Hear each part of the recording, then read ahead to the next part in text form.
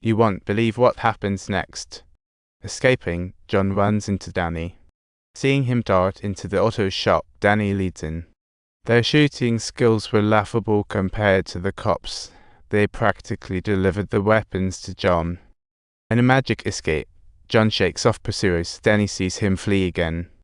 Danny follows suit as they tussle in the workshop, only to land comically in an assembly line car. Seeing robotic arms, Danny quickly exits, while John gets assembled into the car. By the time Danny gets there, John's car is shining like $1,000,000.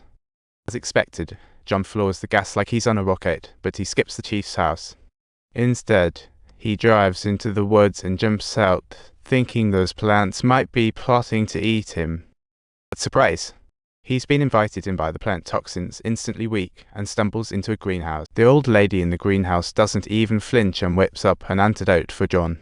She tells him to chill out, revealing she knows why he's there, and in a way, the whole Prophet system is her brainchild. How ironic and alarming this is. A drug invented 10 years ago has resulted in nearly all the children of its users failing to survive.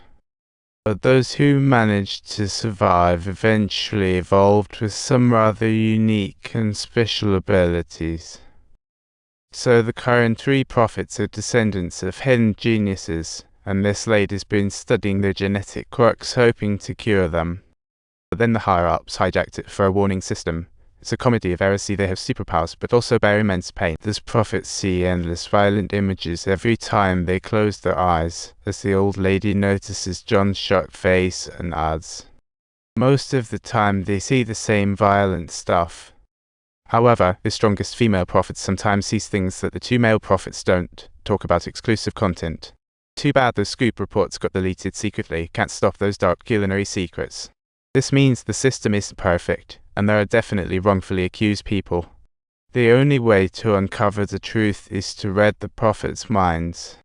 After learning these secrets, John finally realizes the truth lies in the female prophet's brain. So he finds a private doctor, spends all he's got on a pair of eyes, and influences must have. To avoid getting caught, this is his one trick. The surgery goes well, and after, the doctor reminds John to take off the bandages in 12 hours, tossing him a disguised injector. Stepping out of the clinic, John inhales some happy gas to numb his eyes, and suddenly he's daydreaming back to 7 years ago. Back then, he was having a splash fest in the pool with his son Sean, their laughter echoing as they compete on who can hold the breath longer. But when John finally comes up for air, Sean has vanished. No matter how hard he looks, he can't find his son anywhere. Meanwhile, Danny finds John's ex-wife Laura, who reveals that ever since the son was kidnapped, John's been hooked on happy gas. That's why when the police launched the Prophet system, John was the first to join. He hates crime more than anybody. But every time Laura sees John, it reminds her of her lost son, leading to their eventual breakup. After that, John dove into his job catching killers. When he heard they thought had killed someone, Laura couldn't believe it. However, the cops had already traced clues to the civilian area where John had his surgery. Using thermal scans, they discovered 27 heat signatures in the building. So in they went, releasing a swarm of spider bots. These little robots would scan the pupils of the 27 heat sources inside to confirm their identities. Hearing the commotion, John hurriedly seals the door crack and grabs a bucket of ice. Using the pull rope, he swiftly drags himself to the bathroom and dumps all the ice into the bathtub. The bot swarm gathers at the door, and finding no precise escape route, one of them opens the vent. One after another, they flood into John's room, where John is now submerged underwater. Cops quickly notice that one heat source has vanished, and it's too big to be a cat or a dog.